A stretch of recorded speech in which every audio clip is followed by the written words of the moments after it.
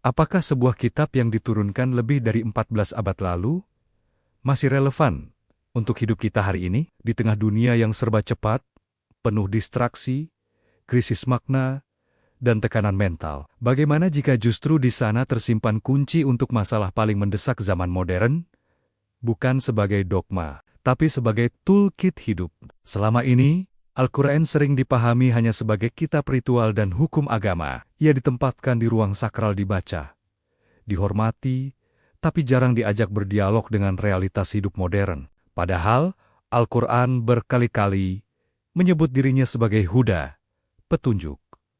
Bukan hanya untuk satu zaman, bukan hanya untuk satu komunitas, tapi untuk manusia. Dalam serial podcast ini, kita tidak sedang membahas teologi, mazhab, atau perdebatan iman. Kita akan melakukan satu hal sederhana, mengekstrak prinsip-prinsip universal Al-Quran yang bisa dipraktikkan siapapun, dimanapun. Anggap Al-Quran sebagai manual manusia, bukan buku teori, tapi kumpulan prinsip yang diuji oleh waktu. Prinsip tentang bagaimana berpikir jernih, bertindak adil, mengelola emosi, dan bertahan di dunia yang terus berubah. Inilah yang kita sebut The Quran's Universal Toolkit. Dan akhirnya, di tengah semua perubahan global itu, ada satu pertanyaan yang sering terlupakan. Bagaimana dengan kita sebagai individu? Bagaimana menjaga kewarasan, ketenangan, dan arah hidup? Di dunia yang tidak pernah berhenti berisik, kita hidup di era information overload. Notifikasi tidak pernah berhenti. Standar hidup semakin tinggi, perbandingan sosial semakin brutal. Kecemasan dan kelelahan mental bukan lagi pengecualian tapi norma.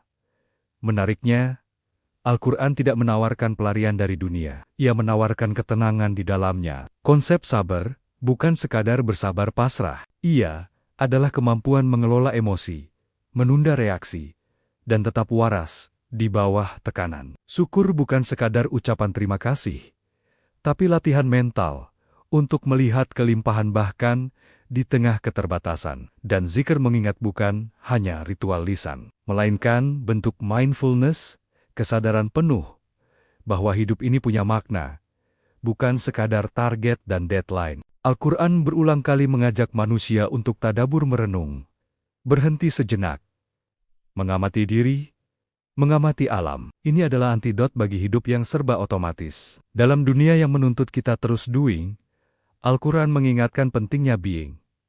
Tenang bukan berarti lemah. Justru dari ketenangan, lahir kejernihan keputusan. Satu hal penting, Al-Quran tidak membentuk mental korban. Ia berulang kali menegaskan tanggung jawab pribadi. Perubahan sosial selalu dimulai dari perubahan diri. Introspeksi bukan tanda rendah diri, tapi syarat pertumbuhan. Al-Quran mendorong manusia untuk bertanya, apa yang salah?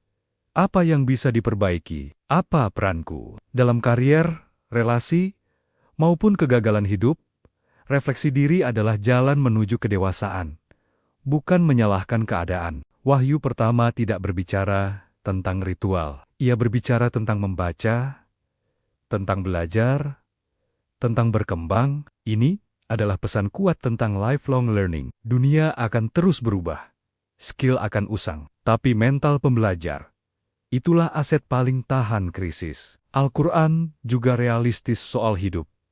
Tantangan, kegagalan, dan luka adalah bagian dari proses. Yang diuji bukan hanya hasil, tapi ketahanan. Jika kita mau jujur, banyak krisis modern bukan karena kurang teknologi, tapi karena miskin kebijaksanaan. Al-Quran tidak memberi jawaban instan. Ia memberi kerangka berpikir, prinsip hidup, kompas, batin. Dan itulah mengapa ia tetap relevan. Bukan sebagai artefak masa lalu, tapi sebagai toolkit masa depan. Mungkin pertanyaannya bukan lagi, apakah Al-Quran relevan hari ini?